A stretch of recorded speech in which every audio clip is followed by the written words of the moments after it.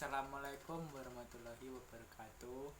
Perkenalkan, nama saya Alfian Hani Nugraha, NIM 2018 10 120 311 226 dari kelas A. Saya akan mempresentasikan tugas mata kuliah polimer dan komposit. Yang pertama adalah pengertian senyawa komposit. Komposit adalah suatu jenis bahan baru hasil rekayasa yang terdiri dari dua atau lebih bahan, di mana sifat masing-masing bahan berbeda satu sama lainnya, baik itu sifat kimia maupun fisiknya, dan tetap terpisah dalam hasil akhir bahan tersebut. Material komposit dibagi menjadi tiga bagian. Yang pertama yaitu tingkat dasar, yaitu pada molekul tunggal dan sisi kristal. Bila material yang disusun dari dua atom atau lebih disebut komposit. Yang kedua adalah mikrostruktur, yaitu pada kristal, fase dan senyawa. Bila material disusun dari dua fase atau senyawa atau lebih disebut komposit. Yang ketiga adalah makrostruktur, yaitu material yang disusun dari campuran dua atau lebih penyusun makro yang berbeda dalam bentuk atau komposisi dan tidak larut satu dengan yang lain, disebut material komposit. Selanjutnya adalah bahan penyusun komposit. Yang pertama, bahan penyusun komposit adalah metrik. Metrik sebagai komponen pertama merupakan bodi konstituen yang memberi bentuk pada komposit, sehingga merupakan bagian terbesar dalam komposit yang biasa ditentukan dalam bentuk presentasi volume yang lebih besar dari 50% dari komposit. Metrik juga berfungsi untuk mengikat dan melindungi penguat atau serat sebagai komponen yang kedua. Berdasarkan metrik ini, komposit dapat dibagi menjadi tiga kelompok, yaitu yang pertama metal metrik komposit (MMC), yang berarti matriksnya adalah logam seperti aluminium dan magnesium. Yang kedua adalah keramik metrik komposit (CMC), yang berarti matriksnya adalah keramik dari bahan keramik. Yang ketiga adalah polymer metrik komposit (PMC), yang berarti matriksnya dari bahan polimer atau plastik. Bahan penyusun komposit yang kedua adalah reinforcement atau filler. Komponen kedua dalam komposit yaitu penguat, yang merupakan struktural konstituen yang menentukan struktur internal dari komposit. Sebagai penguat, berarti dia berfungsi untuk memberikan penguatan pada komposit. Selanjutnya adalah sifat-sifat komposit. Pertama, material yang menjadi penyusun komposit, yaitu karakteristik komposit ditentukan berdasarkan karakteristik material penyusun menurut rule of mixture, sehingga akan berbanding secara proporsional. Yang kedua, bentuk dan penyusunan struktural dari penyusun, yaitu bentuk dan cara penyusunan komposit akan mempengaruhi karakteristik komposit. Yang ketiga, interaksi antar penyusun, yaitu bila terjadi interaksi antar penyusun akan meningkatkan sifat dari komposit. Selanjutnya, perbedaan komposit dengan alloy. Perbedaan antara komposit dengan alloy terletak dalam sistem proses pemadunya. Bila mana komposit, bila ditinjau secara mikroskopi, masih ada komponen metrik dan komponen filler, yaitu tidak saling melarutkan. Sedangkan alloy telah terjadi perpaduan yang homogen antara metrik dan filler. Yang pertama, particulate composite material atau komposit partikel merupakan jenis komposit yang menggunakan partikel atau butiran sebagai filler. Selanjutnya adalah klasifikasi komposit.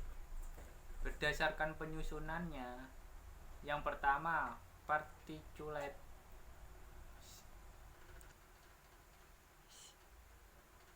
Yang pertama particulate composite material atau composite particle merupakan jenis komposit yang menggunakan partikel atau butiran sebagai filler pengisi. Partikel berupa logam atau non-logam dapat digunakan sebagai filler.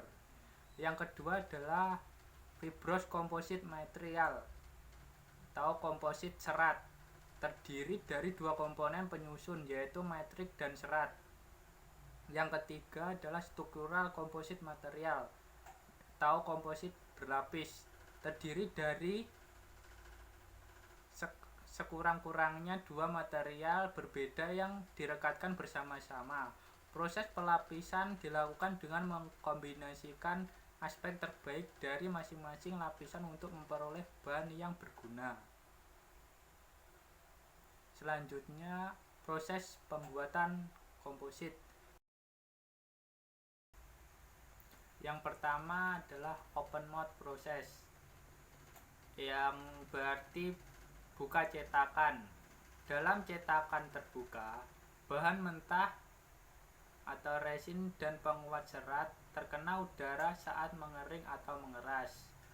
Open molding menggunakan proses yang berbeda termasuk hand layup, pre-layup, dan filament winding.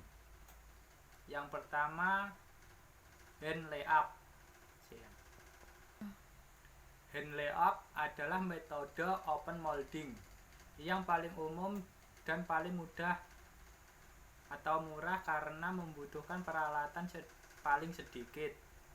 Penguat serat ditempatkan dengan tangan dalam cetakan dan resin diaplikasikan dengan kuas atau roller. Proses ini digunakan untuk membuat barang-barang besar dan kecil termasuk perahu, tangki, penyimpanan, bak, dan pancuran. Kedua adalah spray up. Spray up mirip dengan hand layup, tetapi menggunakan peralatan khusus, terutama copper gun, untuk memotong bahan penguat menjadi serat pendek, menambahkannya ke resin dan menyimpan cairan campuran atau disebut chop ke permukaan cetakan. Spray up lebih otomatis daripada hand layup dan biasanya digunakan untuk memproduksi dalam jumlah besar. Yang ketiga adalah filament winding. Filament winding atau penggulungan filamen adalah proses otomatis yang menerapkan untaian penguat serat yang jenuh resin dan kontinu di atas cetakan silinder yang berputar. Ini digunakan untuk membuat produk berongga seperti selubung motor roket, pipa, tumpukan, dan tangki penyimpanan bahan kimia. Penggulungan filamen kurang padat karya daripada proses pencetakan terbuka lainnya. Kedua adalah closed mouth process, yang berarti cetakan tertutup. Dalam cetakan tertutup, bahan mentah atau serat dan resin mengering di dalam cetakan dua sisi atau di dalam kantong vakum. Proses pencetakan tertutup biasanya otomatis dan memerlukan peralatan khusus, sehingga proses ini terutama digunakan di pabrik besar yang menghasilkan material dalam jumlah besar hingga 500.000 bagian per tahun. Macam-macam closed mouth process atau cetakan tertutup. Yang pertama adalah cetakan tas vakum. Proses pembuatan ini dirancang untuk meningkatkan sifat mekanik laminasi atau dua atau lebih lapisan penguat serat yang diikat dengan resin. Sebuah vakum dibuat untuk memaksa keluar udara yang terperangkap dan resin berlebih, memadankan laminasi. Konsentrasi serat tinggi memberikan daya rekat yang lebih baik. antara lapisan konstruksi sandwich. Selain itu, pencetakan kantong vakum membantu menghilangkan kelebihan resin yang menumpuk saat struktur dibuat menggunakan teknik hand layup atau pencetakan terbuka. Yang kedua adalah infus vakum. Pemrosesan infus vakum atau disingkat VIP adalah teknik yang menggunakan tekanan vakum untuk menggerakkan resin menjadi laminasi. Infus vakum biasanya digunakan untuk memproduksi struktur yang sangat besar. Infus vakum menghasilkan laminasi yang kuat dan ringan serta menawarkan pengurangan emisi yang substansial dibandingkan dengan pemrosesan cetakan terbuka dan pengemasan vakum layup basah. Proses ini menggunakan perkakas berbiaya rendah yang sama dengan cetakan terbuka dan membutuhkan peralatan minimal. Yang ketiga adalah cetakan transfer resin atau disingkat RTM. RTM kadang-kadang disebut pencetakan cair, adalah metode pencetakan tertutup di mana bahan penguat dimuat ke dalam cetakan tertutup.